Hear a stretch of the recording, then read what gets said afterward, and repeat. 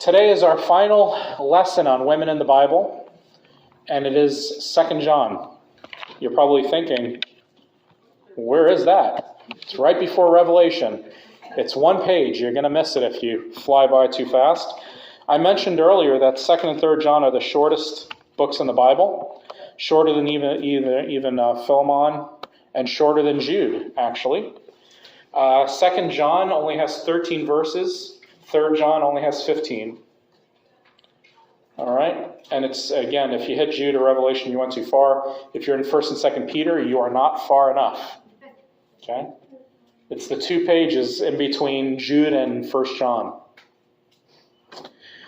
I want to thank you, first of all, for at times enduring, not just going through, but enduring the exploration of women in the Bible. And I hope that regardless of some of the finer points of the history of it, which in some cases are debatable, history is always debatable, that you see the grand story that God tells and shows of just how much all of us are called to participate in God's story, in sharing his mission and his ministry, and in sharing in ministry together.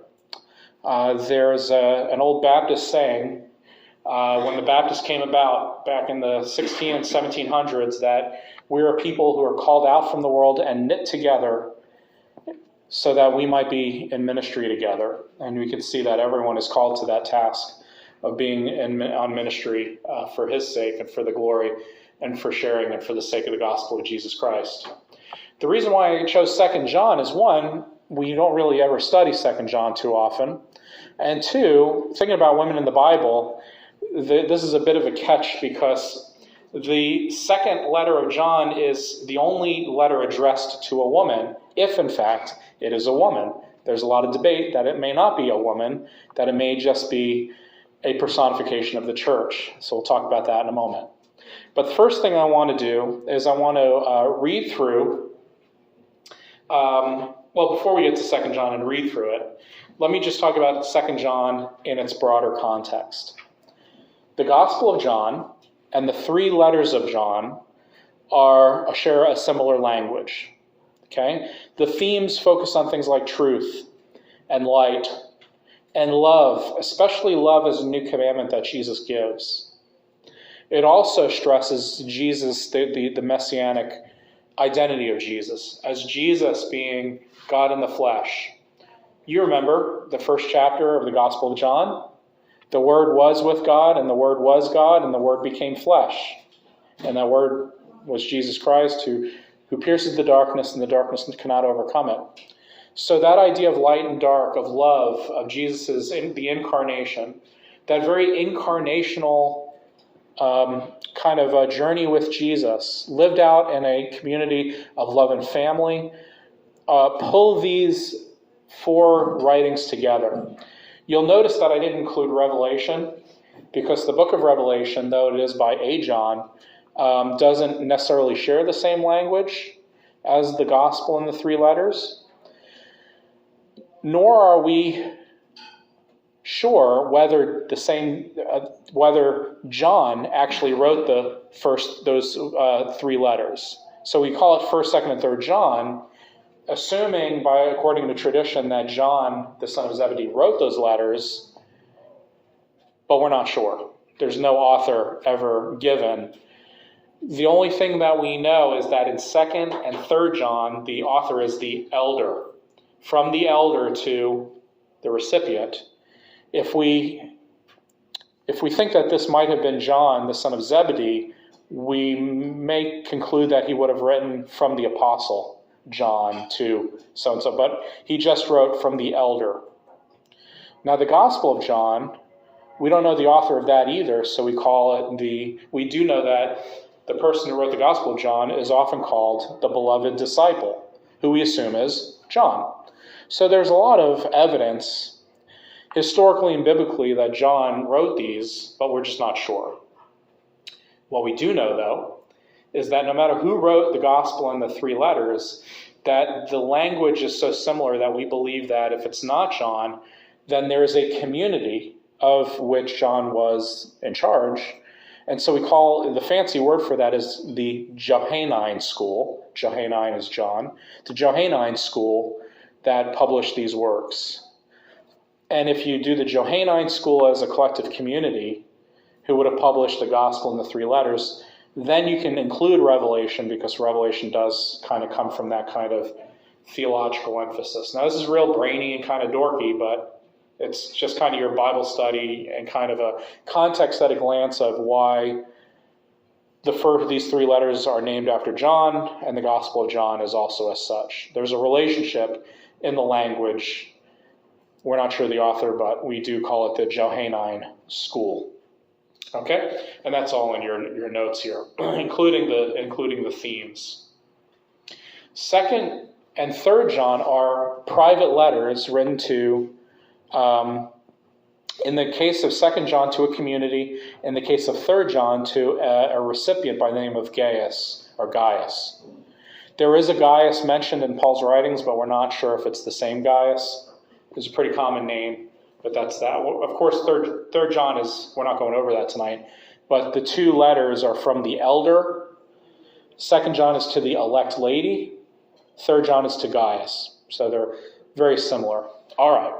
With that said, let's jump into the letter, read it. It's all of 14 verses, and then we'll go back and kind of talk about the particulars.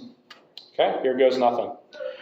The elder to the elect lady and her children, whom I love in the truth, and not only I, but also all who know the truth, because of the truth that abides in us and will be with us forever. Grace, mercy, and peace be with us from God the Father and from Jesus Christ, the Father's Son, in truth and love. I was overjoyed to find some of your children walking in the truth, just as we have been commanded by the Father. But now, dear lady, I ask you, not as though I were writing you a new commandment, but one we have had from the beginning. Let us love one another. And this is love, that we walk according to his commandments. This is the commandment, just as you have heard it from the beginning. You must walk in it. Many deceivers have gone out into the world, those who do not confess that Jesus Christ has come in the flesh. Any such person is the deceiver and the Antichrist. Be on your guard, so that you do not lose what we have worked for, but may receive a full reward. Everyone who does not abide in the teaching of Christ, but goes beyond it, does not have God. Whoever abides in the teaching has both the Father and the Son. Do not receive into the house or welcome anyone who comes to you and does not bring this teaching. For to welcome is to participate in the evil deeds of such a person. Although I have much to write to you, I would rather not use paper and ink. Instead, I hope to come to you and talk with you face to face, so that our joy may be complete. The children of your elect sister send you their greetings. All right, let's take it piece by piece, shall we? To the elect, the elder to the elect lady, okay? The word for elder is presbyteros. We were having a conversation over at my table this evening about Presbyterians. And the word Presbyterian literally means elder. So, for instance, when you read 1st or 2nd Timothy, it says, the elders among you should be above reproach. Another word for it is overseer. What we find in 2nd and 3rd John is this is a definite article, the elder. So it's anonymous, but we know that this person goes by the elder. The reason why we think it may not be John is because it would have made sense if he wrote the apostle, like Paul does. So we're not really sure who this is, but we know that this elder or overseer is, like Paul, in charge of this, again, either a school or a community that would have been in John's kind of reach, or kind of a community of these churches, possibly in Ephesus or somewhere in Asia Minor. The elect lady, that's really interesting. So the word elect is chosen ones. Kind of like we have to talk about this at the table, like the election or the elect lady. So the word election, that's often a word used for Israel as the chosen people, the elect. It's used often in 1 Peter and in Romans to talk about the church. Not individuals who are elect, but a community, the elect community. So the word elect is often, or chosen ones, is often used for community. So when it says the elect lady, we think that he's talking to a church where when he calls the church a lady, he's personifying the church as a lady. Now, the word lady is interesting. The word is curia, which is the feminine version of Lord. Okay, so when you see our Lord Jesus Christ, the word Lord is curio. This is the word curia. So when you kind of think back of your, say your fairy tales where you may be dressed up as a princess or a prince, you would say, my lord and my lady. That's how the word is used here. I'm trying to kind of bring it into modern day parlance. It might be something like your highness or empress. Curia means lord. It's a feminine version of lord. So this is a high honor. This is an empress or an honored one. So your highness would be, if you think of like Princess Leia, your highness. So it's interesting. So the question is this a woman to whom the elder is writing, or is it a metaphor for a community?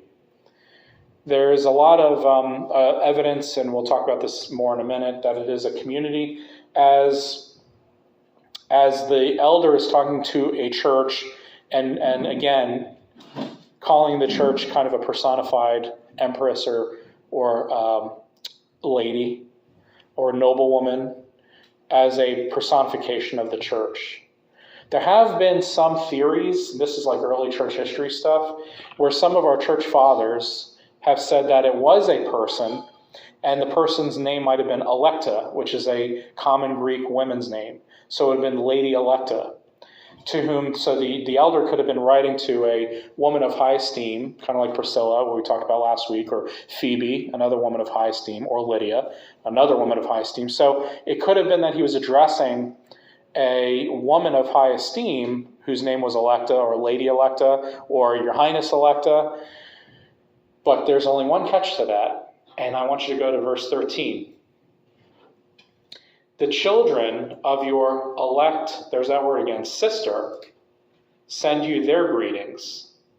So he's referring to another church as your sister church, and her children send you their greetings. So he's referring to two communities, elect lady with her children, writing from her elect sister and her children. It would be too much of a coincidence for there to be two women named Electa. Okay? So you'd have Lady Electa and then her sister Electa, right? So that doesn't make sense at all. So more than likely, it's really a community, but it's a community personified as an empress. Now, if you read the Bible, that's not unusual. There are a lot of times where the church and Israel are called the bride, right? So the bride of Christ is the church. If you read in Revelation, especially chapter 12, the church is personified as a noble woman, as a queen, the queen of heaven.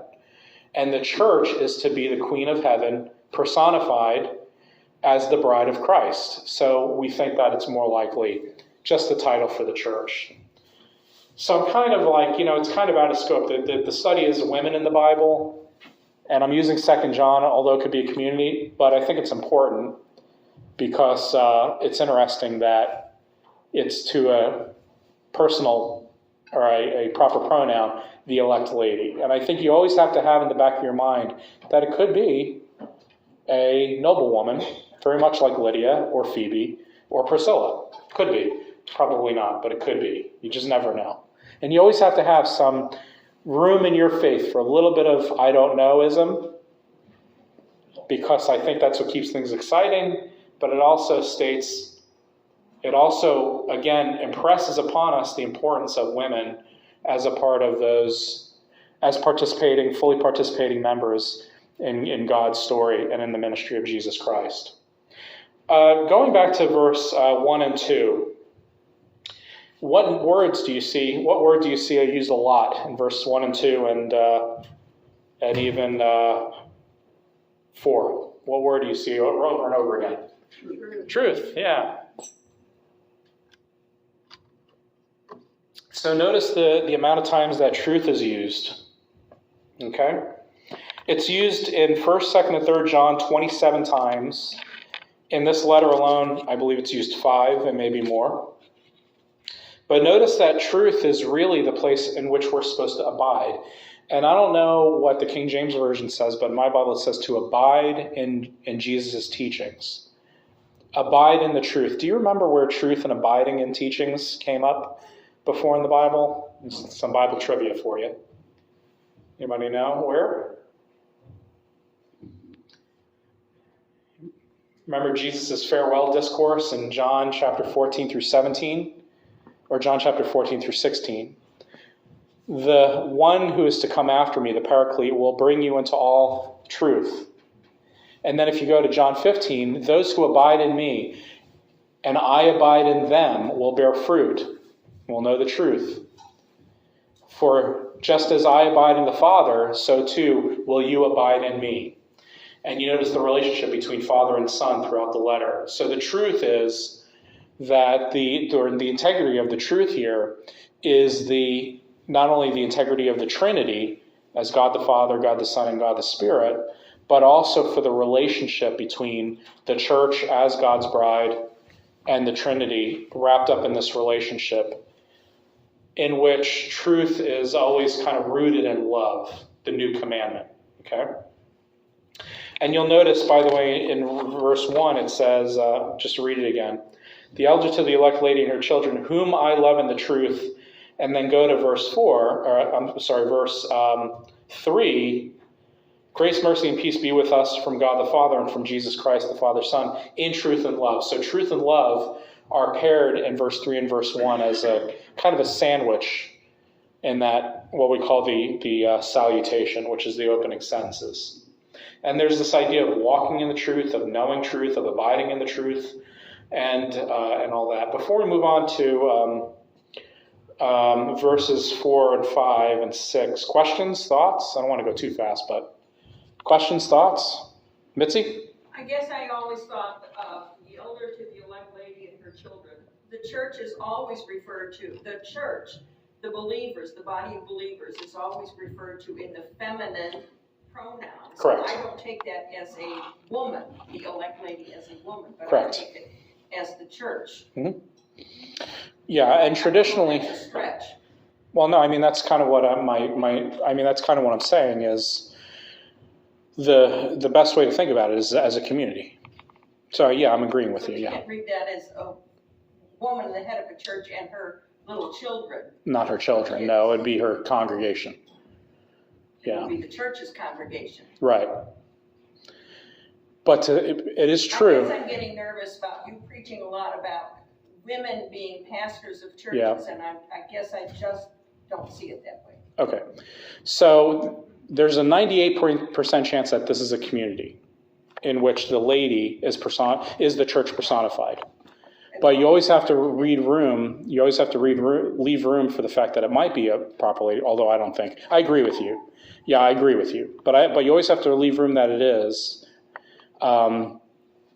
because the fact of the matter is that it could be. We don't know for sure. But with the verse 13, more than likely you're correct. Let's look at 4 through 6. One of the things you'll notice in 4 through 6 is there's this repetition of the word walk.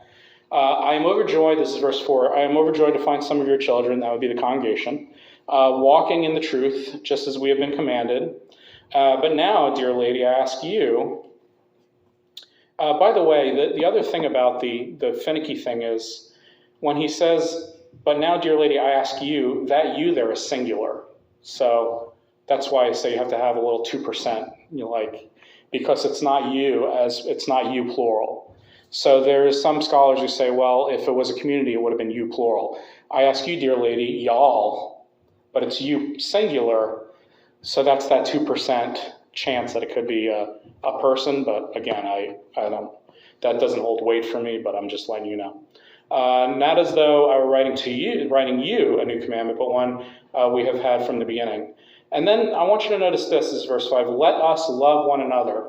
When he says let us love one another, he's not saying let us love one another. This is not a person who's trying to relate to his crowd. He's saying let us love one another.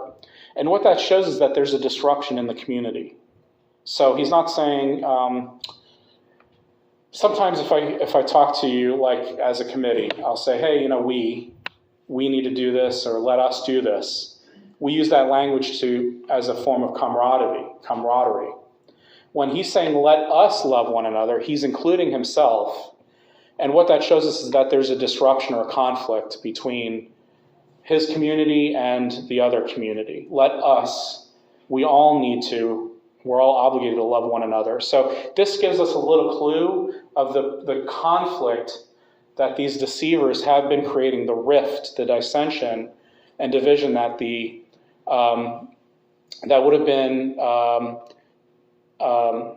a source of discord between his community and the other church community. So when he says, let us love one another, he's not saying that as camaraderie. He's saying, let us love one another, because right now we, as a community, there's a rift. So that's important language there. Just a little note. And then in verse 6, and this is love, that we walk according to his commandments. This is the commandment, just as you heard it from the beginning, you must walk in it. So notice this idea of walking, of journeying together, of this pilgrimage together.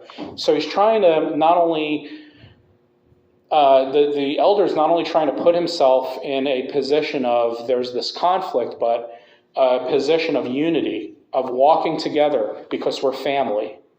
So my congregation is the sister congregation to your congregation. That's what verse 13 says, right? So there's not only respect shown for this elect lady language and this kind of nobility in the kingdom of God, but there's unity. Let us walk together. Let us, we're family. We're sister churches. And again, this goes back to Mitzi's point. When we say this church down the street, we say it's our sister church, right? So that is a way of saying we're unified with this church. It's a sister church. So that's important. And that's kind of this idea of walking. Verses 7 through 11 is this warning of deceivers. And as you can see clearly, that the doubt or the discord has to do more with the incarnation and the Trinity. This was a huge debate raging later in the first century, so around 90 to 100 AD or 110 AD. There's a huge question as to whether Jesus just came in the Spirit, because of the growing cult on the fringes of Christianity that argued that Jesus didn't come in the flesh, he came as fully Spirit, to which we can unite with him. And the idea that Jesus came in the flesh was a heretical fringe cult that was growing in the early church. When I say early church, I'm talking, 80 years after Jesus died.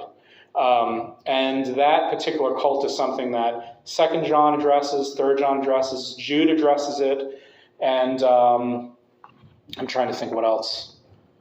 Possibly 2 Peter, but I'm not sure. I'd have to look. And Hebrews, possibly Hebrews. So it's deceivers.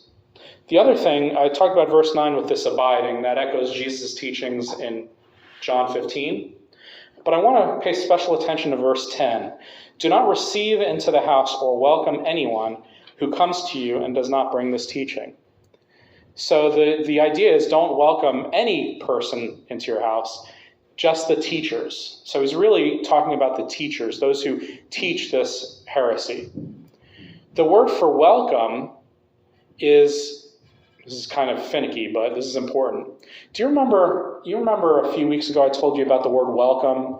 When Mary and Martha welcome Jesus, it's a certain word that talks about a divine welcome in which you create a sacred space where God is at work in that space. When you welcome strangers or somebody into your home, there's a certain Greek word that implies that it's a sacred space in which God is at work in that space. This word for welcome is not that word. So he's not talking about refusing someone into the space in a kind of way in which God is at work, but rather a simple do not welcome or allow this person into your congregation. So this was a real threat. And again, this goes back to that other sentence I told you about when it says, let us walk in love together, let us love together. There is a rift. And these heretical teachers were at the source of the rift. And so he's basically saying, do not let those teachers in. Do not receive them into your congregation. Do not participate. The word for participate in verse 11 is koinonia, which is that word for Christian community. You can't have Christian community with people who are teaching contrary to the gospel of the personhood of Christ. Okay? You're not talking about Gnosticism. Yeah. You are? Yeah, but even Gnosticism is kind of a catchword for that. Yeah. Okay. Yeah, they call it Gnosticism, but this is kind of like pre-Gnosticism, but it's heading in that direction. Yeah. We can always have debates about theology, about things like what Mitzi and I were talking about earlier. We can have debates about, how to go about church business. We can have debates about, things that are on, like, certain Bible interpretations. But when it comes to the Trinity, salvation, you're talking about orthodoxy. I mentioned to you when I interviewed, we all have to agree on kind of the 5 fundamentals, right? Jesus came, born of a virgin, died on the cross, was bodily resurrected, second person of the Trinity, and my contribution, my emphasis, a co-equal person of the Trinity, not subordinate, but co-equal, 3 persons co-equal in the Trinity. So all of that is, you're getting into the heart of that. We can fight all day long about things about church polity or things like that. One more thing I want to show you, and then we'll close, and we'll take questions. Verse 7. Many deceivers have gone out into the world. King James Version says have entered into the world, but gone out and entered in, the same Greek word. The same word is used when Jesus sends out the disciples, and the same word is used when Jesus says that the Father has sent the Son. So what happens in John is Jesus keeps saying over and over again, the Father has sent the Son into the world. And then Jesus takes the 12 disciples and then sends them out into the world. They're to go out and proclaim the gospel. What the elder is saying here is that these are deceivers who are sent out deceiving.